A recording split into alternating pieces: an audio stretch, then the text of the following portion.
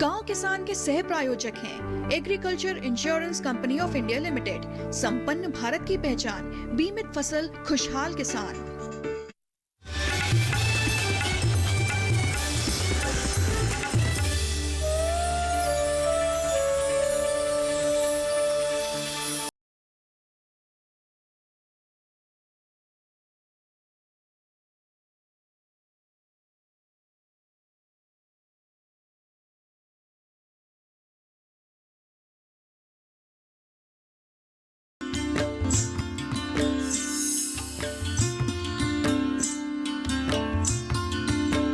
नमस्कार, आप देख रहे हैं दूरदर्शन किसान कार्यक्रम गांव किसान में आप सभी का स्वागत है। मैं हूं ज्योत्सना टंडन।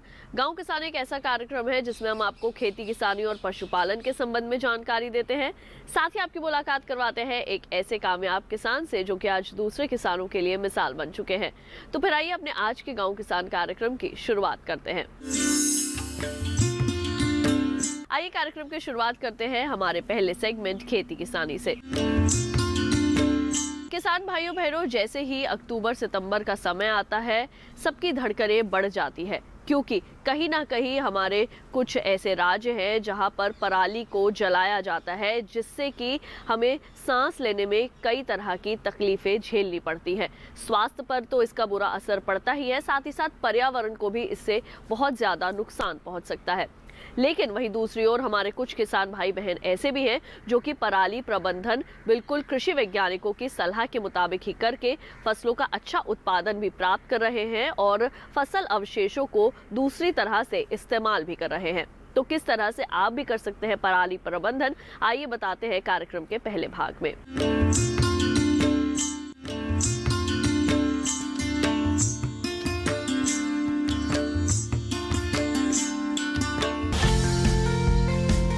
आसमान में बादलों की चहल पहल कम है, इसके बाद भी सूरज की रोशनी कम बनी हुई है। धुंधला सा वातावरण और सांस लेने में हल्की तकलीफ, ये सारे लक्षण बयां कर रहे हैं कि कहीं तो आग लगी है। जी हाँ, ये आग उन खेतों में लगी है जहां फसल कटाई का काम शुरू हो चुका है।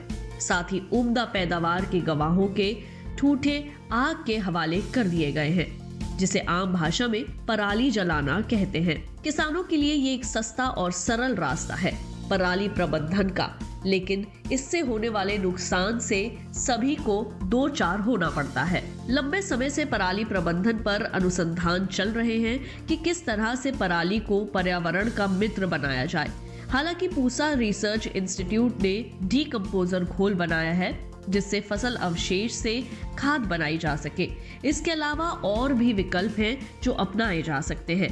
देखिए, आज कोई पराली जलाने से जो नुकसान हो रहा है या हो सकता है वह जो है बहुत ही घातक है। दो तीन प्रकार के नुकसान हो रहे हैं। एक तो ये कि जो भी जैविक पदार्थ उसमें धान के पौधों से जो बन सकता है खाद के रूप में, जो कि प्रयोग हो सकता है, उससे अगली फसल के लिए उर्वरक की कमी होगी। दूसरा यह भी है कि इसके जलाने से जो धुआं निकलता है हमारे समाज के लिए, स्वास्थ्य के लिए बहुत ही हानिकारक है, ख़ासतौर से उन लोगों के लिए जो कि किसी अस्वस्थता से पीड़ित हैं या दमा के मरीज हैं, सांस के रोगी हैं, उनके लिए ख़ासतौर से बहुत ही घातक सिद्ध हो रहा है। दूसरा यह भी है कि वायुमंडल में इतना धुआं निकल करके जा रहा है, विभिन्न प्रकार की गैसें हैं, उसके डिटेल में मैं नहीं जाऊंगा, जो कि मनुष्यों को तो, समाज को तो नुकसान करता ही है, जानवरों को ही बहुत बुरी तरीके से प्रभावित कर रहा है और उनके स्वास्थ्य के लिए बहुत ही हानिकारक हो रहा है। ऐसे उनके लक्षण दिख रहे हैं। और उनकी अगर दुधारू नस्ल की गाय हैं, भैंस हैं, बकरी हैं, पक्षी हैं, पशु हैं, सबको बहुत बुरी तरीके से प्रभावित कर रहा है। इसलिए हमें जागरूक हो करके हाथ में ला करके किसान भाइयों से अनुरोध करना चाहूँगा कि पराली को जलाएं नहीं, चाहे किसी भी राज्य में हो, उसको किसी तरीके से खाद में परिवर्तित करने के लिए अपना योगदान दें। और जो भी वैज्ञानिक तकनीकियाँ उपलब्ध हैं, जिसके प्रयोग से मैकेनाइजेशन के द्वारा, जिसके प्रयोग से इस पराली को पुआल को आप खाद में उसी जगह जिस खेत में धान पैदा हुआ उसी खेत में खाद बना करके डाला जा सकता है। किसान खासकर साल में 2 बार फसल अवशेषों को जलाता है। हमारे देश में गेहूं और धान दोनों ही बम्पर पैदावार वाली फसलें हैं। अप्रैल में गेहूं की फसल तो सितंबर अक्टूबर में धान की फसल तैयार हो जाती है और इसी दौरान फसल अवशेषों को जलाया जाता है। धान की फसल कटने के बाद तुरंत गेहूं की फसल भी बोनी होती है और इसलिए अगली फसल बोने के लिए खेत भी तैयार चाहिए। हालांकि पराली को खेत में जोतकर गलाने के बाद बेहतर खाद बनाई जा सकती है। फसल अवशेषों को जलाने से वायु प्रदूषण वातावरण की निचली सतह पर इकट्ठा हो जाता है, जिसका सीधा प्रभाव लोगों के स्वास्थ्य पर पड़ता है। प्रदूषण हवा द्वारा दूर दूर तक फैल जाता है। ये प्रदूषण ग्रीन हाउस गैस पैदा करके मौसम में बदलाव का कारण बनता है। इतना ही नहीं, फसल अवशेष जलाने से वातावरण में खतरनाक रसायन घुल जाते हैं। एक शोध के अनुसार 1 टन धान के अवशेष जलाने से 5.5 kilo nitrogen, 2.3 kilo phosphorus, 25 kilo potash, 1.2 kilo गंधक और करीब 400 किलो कार्बनिक पदार्थों की हानि होती है, जबकि ये सभी तत्व बेहतर पैदावार में सहायक हैं। वहीं फसल अवशेष जलाने से स्वास्थ्य पर भी बुरा प्रभाव पड़ता है। कुछ शोध के बाद पराली प्रबंधन के कुछ उपाय निकाले गए। पराली प्रबंधन मोटे तौर पर 3 तरह से किया जा सकता है। पहला, कंबाइन से कटाई के बाद फसल अवशेष को मिट्टी में मिलाकर। दूसरा, बिना पराली जलाए जीरो टिलेज मशीन से बिजाई करके। और तीसरा, SMS लगी कंबाइन से कटाई के बाद हैप्पी सीडर से बुआई करके। इनमें तीसरी विधि सबसे सफल और सबसे बेहतर है। कंबाइन हार्वेस्टर पर सुपर स्ट्रॉ मैनेजमेंट सिस्टम लगाकर धान की कटाई करके पराली को आग लगाए बिना निपटाया जा सकता है। फसल काटते समय इस मशीन के जरिए पराली के छोटे छोटे टुकड़े हो जाते हैं, जो पशुओं के चारे के रूप में भी उपयोग किए जा सकते हैं। इससे किसान अतिरिक्त आमदनी भी ले सकते हैं। ऐसा करने से खाद का खर्च भी बचेगा और जमीन की पैदावार भी बढ़ेगी, क्योंकि फसल अवशेष जलाने से खेती की जमीन में फायदा पहुंचाने वाले मित्र कीट जैसे केचुए आदि भी खत्म हो जाते हैं। जमीन का तापमान बढ़ जाता है, जो आगामी फसलों के लिए नुकसानदायक है। इसके अलावा किसान फसल अवशेषों को इकट्ठा करके ईंधन, कंपोस्ट, पशु आहार, घर की छत, फल सब्जियों की पैकिंग करने और मशरूम उत्पादन आदि कामों में भी उपयोग कर सकते हैं। इन अवशेषों से जैविक ईंधन भी तैयार किया जा सकता है। इन अवशेषों को सूक्ष्म जीवाणुओं के द्वारा सड़ाने का एक सरल उपाय है, जिससे उपजाऊ कंपोस्ट तैयार करके मिट्टी की भौतिक संरचना और उर्वरता दोनों को बढ़ाया जा सकता है। पराली प्रबंधन को लेकर केंद्र सरकार की नीतियां भी काफी सहायक साबित हो रही हैं। पराली प्रबंधन से संबंधित मशीनें मुहैया कराने के लिए 1152 करोड़ रुपए के बजट का प्रावधान किया है। सरकार पंजाब, हरियाणा, उत्तर प्रदेश और दिल्ली में किसानों को कृषि यंत्र खरीदने पर 50% का अनुदान और कस्टम हायरिंग केंद्र स्थापित करने के लिए 80% तक का अनुदान दे रही है। पराली प्रबंधन को लेकर किसान भी अब जागरूक हो गए हैं। हरियाणा और पंजाब के दर्जनों गांव पुआल जलाना छोड़ चुके हैं और पराली प्रबंधन करके पहले से बेहतर फसल ले रहे हैं और पर्यावरण को साफ रखने में सहयोग कर रहे हैं। तो अभी आपने देखा हमारा सेगमेंट खेती किसानी। इसके साथ ही कार्यक्रम गांव किसान में वक्त हो चला है एक छोटे से ब्रेक का। जल्द लौटेंगे वापस। देखते रहिए दूरदर्शन के साथ।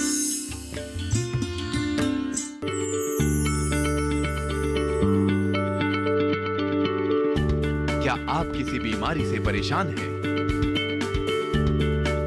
चाहते हैं डॉक्टर की सलाह? तो हम हैं आपके साथ। बताएंगे आपको जीने की राह। समस्याएं आपकी, समाधान देश के मशहूर विशेषज्ञों के। घर बैठे बात करें देश के जाने माने डॉक्टरों से। हमारे लाइव प्रोग्राम स्वस्थ किसान में हर शनिवार शाम 6 बजे से 7 बजे तक।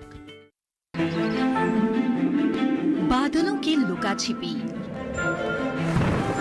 बारिश का हाल, बर्फ की चादर,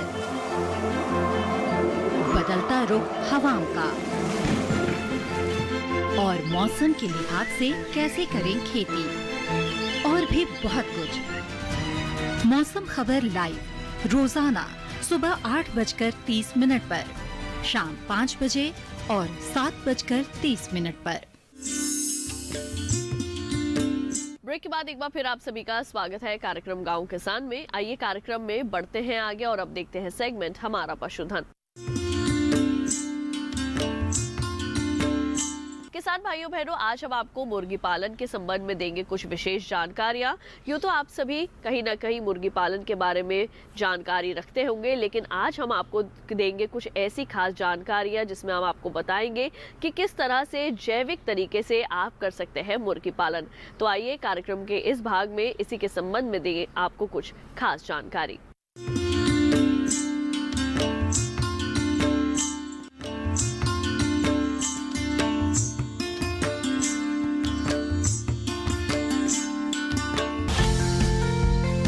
हमारी अर्थव्यवस्था में पशुधन एक महत्वपूर्ण भूमिका निभाता है। लगभग 20.5 मिलियन लोग अपनी आजीविका के लिए पशुधन पर निर्भर है। ये छोटे परिवारों की आय में 16% का योगदान देता है। वहीं ग्रामीण समुदाय के 2/3 लोगों को आजीविका प्रदान करता है। भारत में उत्पादित कुल अंडों में लगभग 94% मुर्गियों का योगदान है, जबकि शेष 6% समान रूप से अन्य बत्तख आदि से उत्पादित किए जाते हैं। अंडे और मांस भोजन में मुख्य रूप से शामिल है। बेहतर स्वास्थ्य के लिए लोग इनका सेवन करना पसंद करते हैं, लेकिन पर्यावरण में हो रहे बदलाव को देखते हुए लोग जैविक उत्पादों की ओर जा रहे हैं। इसे देखते हुए जरूरी हो जाता है कि भोजन में इस्तेमाल होने वाले अंडे या मांस भी रसायनों से युक्त ना हो। इसके लिए जरूरी है कि मुर्गियों को दिया जाने वाला आहार भी जैविक आहार हो। जैविक आवास और आहार पक्षियों के तनाव को कम करने में मददगार होता है। कुछ स्थानों में मुर्गियों के लिए मोबाइल यानी चलायमान आवास उपयोग किए जाते हैं। मोबाइल आवास का मुख्य लाभ ये है कि इससे पक्षियों को साफ और स्वच्छ क्षेत्रों में भेजा जा सकता है, जहां प्राकृतिक भोजन की पर्याप्त उपलब्धता रहती है। हालांकि ये थोड़ा कठिन काम है, लेकिन इससे उत्पादन क्षमता में काफी इजाफा पाया गया है। हालांकि हमारे देश में ऐसी कई जगह है जहां जाने अनजाने में इसी तरह से मुर्गी पालन किया जाता है, लेकिन जिन स्थानों में इस तरह की सुविधाएं मौजूद नहीं है, वहां के मुर्गी पालन मुर्गियों को अच्छी गुणवत्ता से उगाए जाने वाला आहार खिलाकर लाभ कमा सकते हैं। मुर्गियों के आहार में सभी तरह के जरूरी पोषक तत्व मौजूद होना जरूरी है, साथ ही पाचन योग्य हो। चूना पत्थर और फॉस्फेट चट्टान का जैविक राशन के लिए खनिज स्रोत के रूप में इस्तेमाल किया जा सकता है। इससे अंडे के बाहरी आवरण को बनने में जरूरी कैल्शियम की पूर्ति हो जाएगी। अमीनो अम्ल के लिए कार्बनिक सोयाबीन, स्किम मिल्क पाउडर, आलू प्रोटीन, मक्का ग्लूटोन से आहार को पूरा किया जा सकता है। मुर्गियों का पाचन तंत्र चारे की बजाय कीट, बीज और अनाज के लिए ज्यादा बेहतर होता है, इसीलिए उन्हें खुले स्थान में छोड़ देना चाहिए, जिससे वे अपने शरीर की जरूरत के हिसाब से भोजन कर सके। जैविक उत्पादन का सीधा सा उद्देश्य उपभोक्ताओं को बेहतर स्वास्थ्य और रोग मुक्त पर्यावरण देना है। तकनीकी समय में उपभोक्ताओं को उनके द्वारा खाए जाने वाले खाद्य उत्पादों की सुरक्षा और गुणवत्ता के बारे में जानकारी आसानी से मिल जाती है, जिससे वो अपनी पसंद का उत्पाद चुन सकते हैं। ऐसे में जैविक रूप से तैयार अंडा और मांस का उत्पादन कर बेहतर मुनाफा कमाया जा सकता है।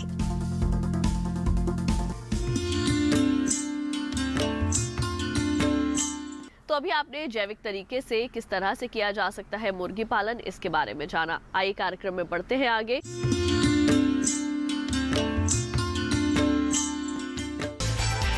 पशुपालक कैलेंडर अक्टूबर माह में ध्यान देने वाली बातें।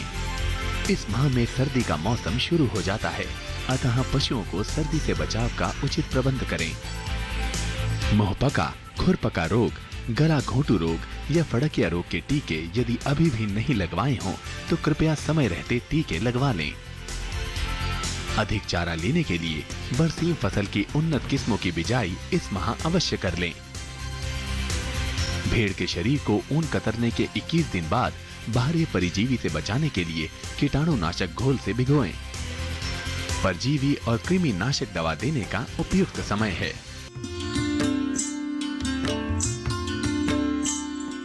तो अभी आपने देखा इस माह का पशुपालक कैलेंडर। कार्यक्रम गांव किसान में वक्त हो चला है एक और छोटे से ब्रेक का। जल्द लौटेंगे वापस, कहीं मत जाइए, देखते रहिए दूरदर्शन किसान।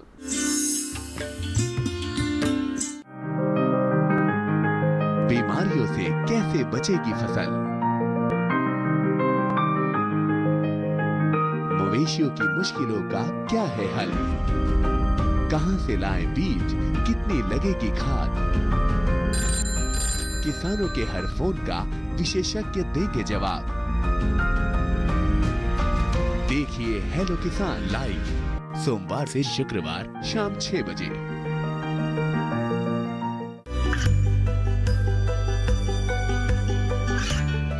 गांवों और पिछड़े क्षेत्रों में सरकारी योजनाओं की जानकारी पहुंचा। देश में कौशल और क्षमता विकास कर ग्रामीणों को सामाजिक बदलाव और विकास से जोड़ने की दूरदर्शन किसान की पहल चौपाल चर्चा देखें सोमवार से शुक्रवार सुबह 9 बजे। ब्रेक के बाद एक बार फिर आप सभी का स्वागत है कार्यक्रम गांव किसान में। आइए कार्यक्रम को बढ़ाते हैं आगे और अब देखते हैं सेगमेंट कामयाब किसान की दास्तां। किसान भाइयों बहनों, आज हम आपकी मुलाकात करवाएंगे एक ऐसे कामयाब किसान से जिन्होंने पशुपालन के क्षेत्र में अपना नाम कमाया है और आज दूसरे किसानों के लिए मिसाल बने हैं। तो क्या है उनकी सफलता की कहानी, आइए जानते हैं उन्हीं की मुंह जुबानी। किसान और पशुपालन नित नए प्रयोग करके कामयाबी की मिसाल कायम कर रहे हैं। इतना ही नहीं, अपने अनुभवों का लाभ औरों तक पहुंचाने के लिए साझा भी करते हैं। ऐसे ही एक पशुपालक हैं वेदेंद्र दबास, जिन्होंने ओपन फार्मिंग की राह चुनी और सफलता भी पाई। वेदेंद्र ने करीब 4.5 साल पहले गौपालन शुरू किया था। गौपालन कोई नई बात नहीं है, लेकिन वेदेंद्र ने जो तरीका अपनाया वो अपने आप में नया है। ये अपने बाड़े में गायों को खुली छोड़कर रखते हैं। इनका मानना है कि खुले रहने में पशु ज्यादा खुश रहते हैं। जब गायों को पानी पीना हो तो पिए, जब चारा खाना हो तो चारा खाएं।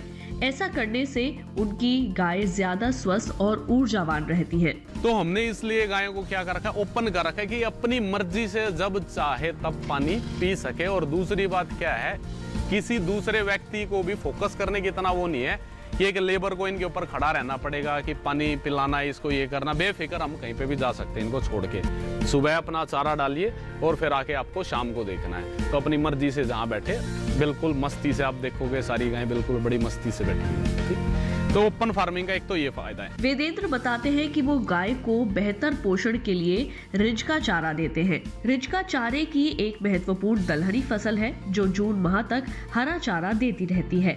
इसे बरसीम की अपेक्षा सिंचाई की जरूरत भी कम होती है। वेदेंद्र मानते हैं कि रिजका में प्रोटीन पर्याप्त मात्रा में पाया जाता है। यदि पशु को 15 से 20 किलो रिजका चारा दिया जा रहा है तो दाने की मात्रा का कम इस्तेमाल करना होता है। एक बार बुआई करने से पहले इसे पूरे साल हरा चारा मिलता है। पहली बार चारे की कटाई 55 से 60 दिन बाद करनी चाहिए। इसके बाद 35 से 40 दिन के अंतर से कटाई करते रहना चाहिए। इस प्रकार साल में 7 से 8 कटाइयाँ की जा सकती है। रिजका किसानों के लिए पशु चारे के रूप में अच्छा विकल्प है। अच्छी बढ़वाड़ लेकर रिजका 2.5 फीट तक जाती है। इसकी अलग अलग किस्में पाई जाती हैं, जो एक साल में 3 साल तक उत्पादन देती है। साथ ही इससे दूध का उत्पादन भी बढ़ता है। गाय इस चारे को बड़े चाव से खाती है, वहीं इसका व्यावसायिक इस्तेमाल करके अतिरिक्त मुनाफा कमाया जा सकता है। मैं अपनी गिर गायों को साहिवाल, हरियाणा, थारपारकर जो भी नस्लें मेरे पास है उनको हरे चारे के रूप में रिजका, ये जो फसल आपको दिखाई दे रही है, मैं खिलाता हूँ। इसके काफ़ी सारे बेनिफिट है। जैसे कि आप जानते हो प्रोटीन, गायों को दूध बढ़ाने के लिए प्रोटीन की ज़्यादा ज़रूरत होती है। तो रिजका के अंदर काफ़ी मात्रा के अंदर प्रोटीन है। अगर आप रोज़ 20 से 25 किलो रिजका खिलाते हो तो आपको दाने की मात्रा का कम इस्तेमाल करना पड़ेगा। ठीक है। दूसरा, आपकी भूसे की जो लागत है, जो आपको आजकल मार्केट रेट है 8 रुपये और जो सर्दियों में 12 रुपये तक हो जाता है। अगर आप रिजके की बुआई करते हो जो कि आपको पूरे साल भर हरा चारा उपलब्ध कराता है, उसको साथ में लेके चलते हो तो आपको भूसे की कॉस्ट भी कम पड़ती है। और दूसरा क्या, इससे खाने से गायों के शरीर की चमक बनी रहती है, उनके अंदर फुल एनर्जी रहती है और दूध की कैपेसिटी तो बढ़ती क्योंकि हर कोई किसान जो पशुपालक है वो यही चाहता है कि उसकी गाय या भैंस का दूध कैसे बढ़े। तो दूध बढ़ाने के लिए जो मेरा तजुर्बा है तो रिज्का इज बेस्ट। तो अभी आपने मुलाकात की हमारे आज के कामयाब किसान से। इसके साथ ही हम उम्मीद करेंगे कि कार्यक्रम में दी गई जानकारी आप सभी के जरूर काम आएंगी। तो हमारे आज के गांव किसान कार्यक्रम के इस अंक में बस इतना ही। अगली बार फिर आप सभी से होगी मुलाकात। तब तक के लिए मुझे दीजिए इजाजत। आप देखते रहिए दूरदर्शन किसान। नमस्कार।